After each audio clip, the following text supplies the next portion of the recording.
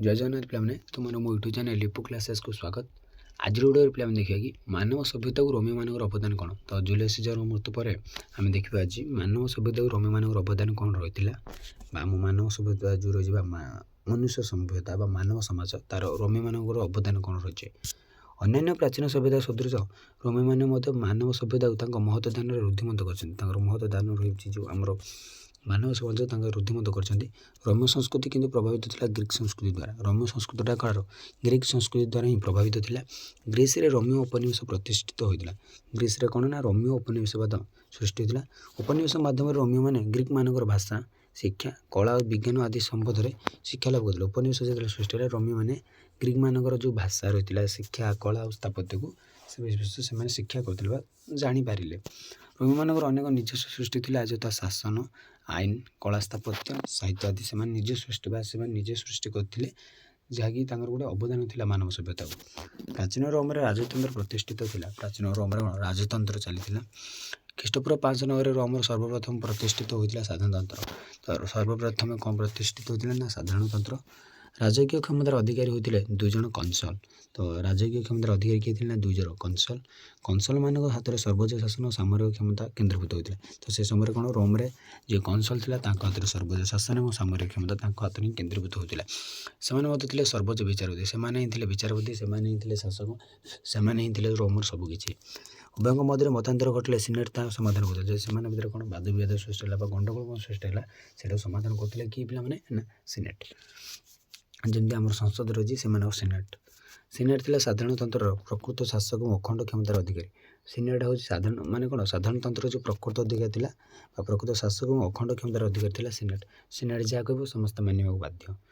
वयोज्येष्ठ और अभिज्ञ व्यक्ति मैंने सिनेटर सभ्य होते। तो सभ्य क्यों मान जो रोमर वयोज्येष्ठ और अभिज्ञ व्यक्ति मैंने युद्ध शांति संधि आदि संबंधी समस्त सिद्धांत सिनेट नेउथिला। सिनेट थी सबकि रोमर। देशर अर्थनीति सिनेट द्वारा नियंत्रित होता। सर्वोपरि वैदेशिक नीति और प्रादेशिक शासन संबंध में सिनेट पाखे समस्त क्षमता रही है। तो सिनेट थिला रोमर शासनकर्ता और सबकि। तो देखिले पे माने इंट्रोड्यूस देते तो कौन कौन अवदान रही देखा। तो देख शासन और राजनीति प्रति रोमियो मान सर्वोत्कृष्ट अवदान था लिखित आईन प्रणयन। तो से सबुठार राजनीति और शासन प्रति रोमियो मान सबुठार बड़ अवदान कौन थी ना पे लिखित आईन प्रणयन जो आईन टाक से लिखिले से मानव सभ्यता सबुठार बड़ अवदान गिफ्ट। ख्रीष्टपूर्व 490 रोमर आईन गुड़ी को 12टी कांस्य फलकर खोदित लिखा जाए खोदित कर प्रचलित रीतिनीति विधिविधान विचारपति राय आदि आईन ग्रंथ माने से रीतिनीति जहाँ थी से विधिविधान जहाँ रही है और विचारपति मान जो राय थी सेटा ही आईन प्रणयन माने स्थानित होता। से आईन संहिता भितर यूरोपीय आईन गुड़ी प्रणयन होती से आईन को भित्ति कर आम रोमियो यूरोपीय आईन गुड़ी सृष्टि होती। तो देखिए धर्म प्रथम कौन थी ना धर्म देखिए। प्राचीन रोमर अधिवासी मैंने देवता अपेक्षा आत्मार अधिक उपासना करते। से देवता अपेक्षा आत्मा को बेसी पूजा करते उपासना करते। धारणा था आत्मा गुड़ी इच्छा मुताबिक मनुष्य आकृति धारण कर धारणा था आत्मा गुड़ी मनुष्यर आकृति नहीं जाए। से वन जंगल पहाड़ पर्वत नदी आदि स्थान में बास करते। से ठाब कर संतुष्ट करने मनुष्य मान समृद्धि हासिल कर ही पूजक मान वास्तव प्रतिभा प्रकाशित होता है। तो से एमती धारणा था पे क्रमशः रोमियो मैंने जमी घर फसल गोरु गाई बाड़ी बगीचार गछलता सुख समृद्धि सर्वोपरि मनुष्य नीतिदिनिया जीवन सहित संपर्कित देवादेवी पूजा कर आरंभ कला। तो धीरे धीरे माने जिते जमी आम मनुष्य भी नीतिदिन चलती से धीरे धीरे स्टार्ट कला देवादेवी से पूजा करवा स्टार्ट कला। से मैंने सातुर्नालिया नामक कृषि उत्सव पालन करते। से उत्सवटा था सातुर्नालिया जमी आम जमी डाल सरी आम नुआखाई जमी गोटे आम कृषि पर्व जमी आमर एमती विभिन्न प्रकार कृषि पर्व रही ओडिशार। तो से थे सातुर्नालिया। रोमी मान कृषि देवता थे जानुस और चुलीर देवता थे भेस्ता भंडार घर देवता थे पिनेट। से देवदेवी निकट में बलि और अन्य जिनिस अर्पण करते। तो कृषि देवता थे किए जानुस चुलीर देवता थे भेस्ता और भंडार घर देवता थे पिनेट। तो 3टी बहुत मन रख पे बहुत इंपोर्टाट। तो देख पे ରୋମିଓମାନେ ମୂର୍ତ୍ତି ପୂଜା କରୁଥିଲେ ଏବଂ ମନ୍ଦିର ଗୁଡ଼ିକରେ ଦେବାଦେବୀଙ୍କ ମୂର୍ତ୍ତି ସ୍ଥାପନ କରି ପୂଜା କରୁଥିଲେ। ସେମାନେ କ'ଣ ମୂର୍ତ୍ତି ପୂଜା କରୁଥିଲେ, ମୂର୍ତ୍ତିକୁ ପୂଜା କରୁଥିଲେ ଏବଂ ସେମାନେ ମନ୍ଦିର ଗୁଡ଼ିକରେ ମଧ୍ୟ ମୂର୍ତ୍ତି ସ୍ଥାପନ କରୁଥିଲେ। ସେମାନେ ଅନେକ ଦେବାଦେବୀଙ୍କୁ ପୂଜା କରୁଥିଲେ, ଯଥା ବୃହସ୍ପତି, ମଙ୍ଗଳ, ସଚି, ମିନେର୍ଭା, ସିଅସ୍ ଏବଂ ରୋମା। ତ ହିନ୍ଦୁମାନଙ୍କର ସବୁ ଥିଲେ ହିନ୍ଦୁମାନଙ୍କର ଟିକେ ଶିବ ଥିଲେ, ରୋମିଓମାନଙ୍କର ସିଅସ୍। ଆମ ଯେମିତି ଶିବ, ତ ତାଙ୍କର ହେଉଛନ୍ତି ସିଅସ୍। ପ୍ରାୟ ଖ୍ରୀଷ୍ଟପୂର୍ବ 250 ବେଳକୁ ରୋମରେ ଖ୍ରୀଷ୍ଟିଆନ ଧର୍ମ ପ୍ରଭାବ ବିସ୍ତାର କରୁଥିଲା। ହେଲେ ରୋମରେ ରାଜା ଡାସିୟସ୍ ଖ୍ରୀଷ୍ଟିଆନମାନଙ୍କୁ ହତ୍ୟା କରିବାର ମଧ୍ୟ ଜଣାଯାଏ। ତ ଖ୍ରୀଷ୍ଟପୂର୍ବ 250 ବେଳକୁ ରୋମରେ ଖ୍ରୀଷ୍ଟିଆନ ଧର୍ମ ପ୍ରଚାର ହୋଇଥିଲା, କିନ୍ତୁ ତାଙ୍କ ରାଜା ଯିଏ ଥିଲେ ଡାସିୟସ୍ ଖ୍ରୀଷ୍ଟିଆନମାନଙ୍କୁ ହତ୍ୟା କରିଥିବାର ମଧ୍ୟ ଜଣାଯାଏ। ଖ୍ରୀଷ୍ଟପୂର୍ବ ବା ଖ୍ରୀଷ୍ଟାବ୍ଦ 312ରେ ରୋମୀୟ ସମ୍ରାଟ କନଷ୍ଟାଣ୍ଟିନୋପଲ ଖ୍ରୀଷ୍ଟ ଧର୍ମ ଗ୍ରହଣ କରିଥିଲେ ଏବଂ ସମ୍ରାଟ ଥିଓଡୋସିୟସ୍ ଏହାକୁ ରାଷ୍ଟ୍ର ଧର୍ମ ରୂପରେ ଘୋଷଣା କଲେ। ତ ତାଙ୍କର ଯିଏ ରୋମୀୟ ସମ୍ରାଟ ଥିଲେ କନଷ୍ଟାଣ୍ଟିନୋପଲ, ତ ସେ ଖ୍ରୀଷ୍ଟ ଧର୍ମ ଗ୍ରହଣ କଲେ। ତାପରେ କୁହାଗଲା ଏଇଟା ହେଉଛି ତାଙ୍କର ରାଷ୍ଟ୍ର ଧର୍ମ। ସମ୍ରାଟ ଜଷ୍ଟିଆନ ନିଜକୁ ଖର୍ଚ୍ଚର ମୁଖ୍ୟ ରୂପରେ ଘୋଷଣା କଲେ। ଖର୍ଚ୍ଚର ମୁଖ୍ୟ, ଖର୍ଚ୍ଚ ନୁହେଁ, ଏଇଟା ପିଲାମାନେ ଚର୍ଚ୍ଚ ହେବ, ଏଇଟା ଭୁଲ ହେଇଯାଇଛି, ଚର୍ଚ୍ଚ ବୋଧେ। ଚର୍ଚ୍ଚର ମୁଖ୍ୟ ରୂପରେ ସେ ନିଜକୁ ଘୋଷଣା କରିଥିଲେ। ତ ଦେଖିବେ ପିଲାମାନେ, ପ୍ରାଚୀନ କାଳରେ ଅନ୍ୟ ଏକ ପରମ୍ପରା ଥିଲା ଯେ ଯୁଦ୍ଧରେ ପରାଜିତ ରାଜ୍ୟ ବିଜୟୀ ରାଜ୍ୟର ଦେବାଦେବୀଙ୍କୁ ନିଜ ଦେବାଦେବୀ ରୂପରେ ଗ୍ରହଣ କରୁଥିଲେ।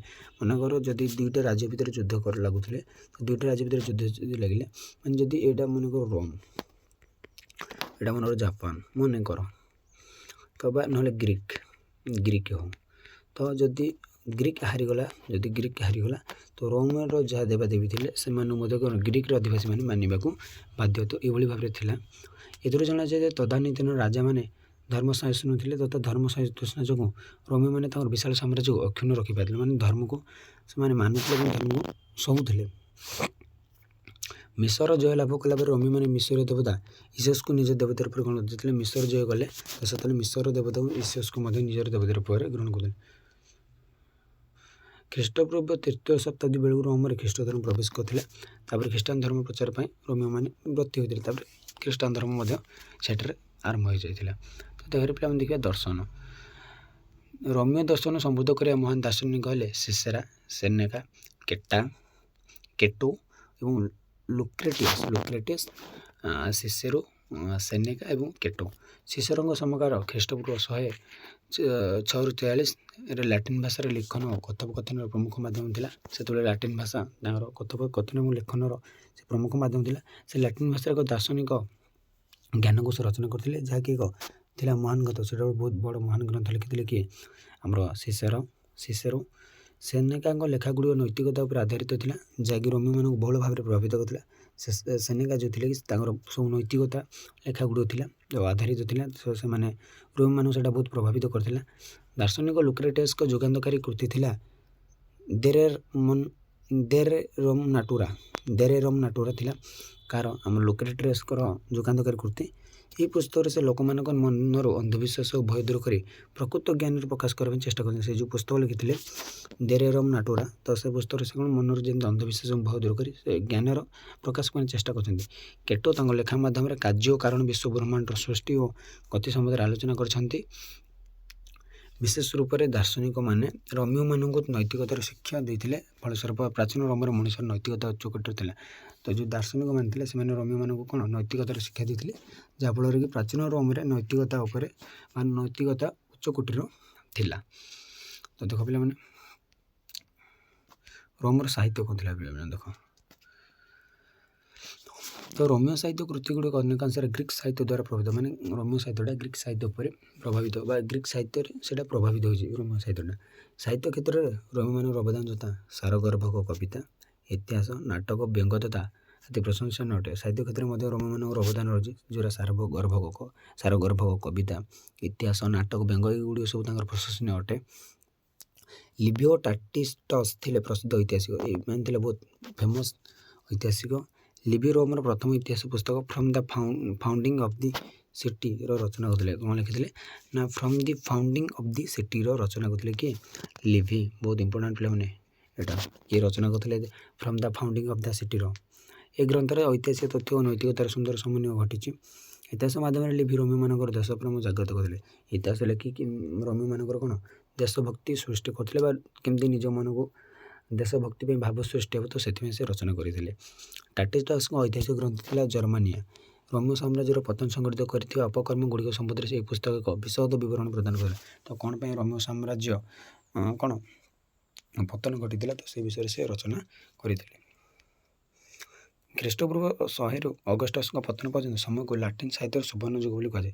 ତ ଖ୍ରୀଷ୍ଟପୂର୍ବ 100ରୁ ଅଗଷ୍ଟସଙ୍କ ପତନ ବା ଅଗଷ୍ଟସ୍ ସିଜର ମୃତ୍ୟୁ ପର୍ଯ୍ୟନ୍ତ ଯେଉଁ ଥିଲା ସମୟଟା ତାକୁ କୁହାଗଲା ଲାଟିନ୍ ସାହିତ୍ୟର ସୁବର୍ଣ୍ଣ ଯୁଗ। ଲାଟିନ୍ ଗଦ୍ୟ ସାହିତ୍ୟର ସ୍ରଷ୍ଟା ଥିଲେ ସିସେରା। ଲାଟିନ୍ ଗଦ୍ୟ ସାହିତ୍ୟର ସ୍ରଷ୍ଟା କିଏ ଥିଲେ ନା ସିସେରା। ଅନ୍ୟତମ ଗଦ୍ୟ ସାହିତ୍ୟ ଥିଲେ ଲେନିଆନ୍। ଉକ୍ତ ସମୟ କାଳରେ ସାହିତ୍ୟ କ୍ଷେତ୍ରରେ ମହାନ ପ୍ରତିଭା ଥିଲେ ହୋରାସ୍, ଗାଲସ୍, ଟିବୁଲସ୍, ପ୍ରପେର୍ଟିୟସ୍, ବେଡ଼ିୟସ୍ ଆଦି। ଏଗୁଡ଼ିକ ମଧ୍ୟ ତାଙ୍କେ ବହୁତ ସାହିତ୍ୟରେ ସେ ସମୟରେ ବହୁତ ପ୍ରସିଦ୍ଧ ଥିଲେ। କବି ଲିବିୟସ୍ ଆଣ୍ଡ୍ରୋନିକସ୍ ମହାନ ଦାର୍ଶନିକ ହୋମରଙ୍କ ଲେଖାଗୁଡ଼ିକୁ ଲାଟିନ୍ ଭାଷାରେ ଅନୁବାଦ କରିଛନ୍ତି। ତ ଯେଉଁ ମହାନ ଦାର୍ଶନିକ ହୋମର ଥିଲେ ତାଙ୍କଠୁ କ'ଣ ତାଙ୍କ ଲେଖାଗୁଡ଼ିକୁ ଲାଟିନ୍ ଭାଷାରେ ସେ ରଚନା କରିଛନ୍ତି। ଐତିହାସିକ କ୍ୱିଣ୍ଟସ୍ ଏନିୟସ୍ଙ୍କ ଐତିହାସିକ ଗୀତି କବିତା ହେଉଛି ଆନାଲସ୍। ନାଟକକାର ଟାଇଟସ୍ ମାର୍ସିୟସ୍ଙ୍କ ଏବଂ ପ୍ଲାଟସ୍ ହୋମରୀ ଏବଂ ବୋଇଙ୍ଗ ଶୈଳୀର ଅନେକ ରଚନା କରିଛନ୍ତି। ବହୁତ ଲେଖକ ବହୁତ ନାଟକ ମଧ୍ୟ ରଚନା କରିଛନ୍ତି। ସେସରଙ୍କ ଧାର୍ମିକ ସାହିତ୍ୟଗୁଡ଼ିକ ରୋମରେ ଲୋକପ୍ରିୟ ଥିଲା। କ'ଣ କହିଲେ ନେବେ ଯେଉଁ ସେସରଙ୍କ ଧାର୍ମିକ ସାହିତ୍ୟ କୃତିଗୁଡ଼ିକ ଥିଲା ରୋମରେ ସେଇଟା ବହୁତ ଫେମସ୍ ଥିଲା। ସୁପ୍ରସିଦ୍ଧ କବି ଭର୍ଜିଲଙ୍କ ଲିଖିତ ମହାନ କାବ୍ୟ ହେଉଛି ଆଇନଇଦ। ସେଥିରେ ସେ ଟ୍ରୟରୁ ଇଟାଲୀ ଯାତ୍ରା, କାର୍ଥିଜୀୟ ରାଣୀ ଡିଡୋଙ୍କ ପ୍ରେମ କଥା ଆଦିର ସୁନ୍ଦର ବର୍ଣ୍ଣନା କରିଛନ୍ତି। ସେ ବହୁତ ଭଲ ବର୍ଣ୍ଣନା କରିଛନ୍ତି କ'ଣ ନା ଯେଉଁ ଟ୍ରୟରୁ ଇଟାଲୀ ଯାତ୍ରା କେମିତି ଆଉ କାର୍ଥିଜୀୟ ରାଣୀ ଡିଡୋଙ୍କ କେମିତି ପ୍ରେମ କଥା। ବିଧି ଏବଂ ବିଚାର ବ୍ୟବସ୍ଥା ସମ୍ବନ୍ଧୀୟ ପୁସ୍ତକ ଜୁରିସ୍ ପ୍ରୁଡେନ୍ସ ଖ୍ରୀଷ୍ଟପୂର୍ବ 2ୟ ଶତାବ୍ଦୀରେ ରଚନା କରାଯାଇଥିଲା। ରୋମିଓ ସମ୍ରାଟମାନେ ଶିକ୍ଷା ଓ ସାହିତ୍ୟକୁ ପୃଷ୍ଠପୋଷକତା ପ୍ରଦାନ କରିବା ସହିତ ସୁସାହିତ୍ୟିକ ମଧ୍ୟ ଥିଲେ। ସେମାନେ ବହୁତ ସୁସାହିତ୍ୟିକ ମାନେ ବହୁତ ଭଲ ସାହିତ୍ୟିକ ମଧ୍ୟ ଥିଲେ। ଉଦାହରଣ ସ୍ୱରୂପ ଜୁଲିୟସ୍ ସିଜର ଲିଖିତ ବିଖ୍ୟାତ ପୁସ୍ତକ ହେଉଛି କମେଣ୍ଟ୍ରିଜ୍। ଏପରି ଭାବନା ପ୍ରାଚୀନ କାଳରେ ରୋମିଓ ସାହିତ୍ୟକୁ ଅତ୍ୟନ୍ତ ସମୃଦ୍ଧ ଓ ପ୍ରସିଦ୍ଧ ଥିଲା। ତ ବହୁତ ସେମାନେ ସାହିତ୍ୟିକ ଥିଲେ, ମାନେ ବହୁତ ସେମାନଙ୍କର ଭାବନା ମଧ୍ୟ ବହୁତ ଭଲ ଭାବରେ ଥିଲା। ତ ଆମର ଜୁଲିୟସ୍ ସିଜର ମଧ୍ୟ ବହୁତ ଭଲ ସାହିତ୍ୟିକ। ତ ପିଲାମାନେ ଆଜି ପାଇଁ କ୍ଲାସ୍ଟି ଏଇଠି ରଖୁଛି। ପରବର୍ତ୍ତୀ କ୍ଲାସ୍ ଦେଖିବା ଶିକ୍ଷା ବ୍ୟବସ୍ଥା ଏବଂ କଳା, ସ୍ଥାପତ୍ୟ, ଭାସ୍କର୍ଯ୍ୟ। ତ ରହୁଛି। ଜୟ ଜଗନ୍ନାଥ।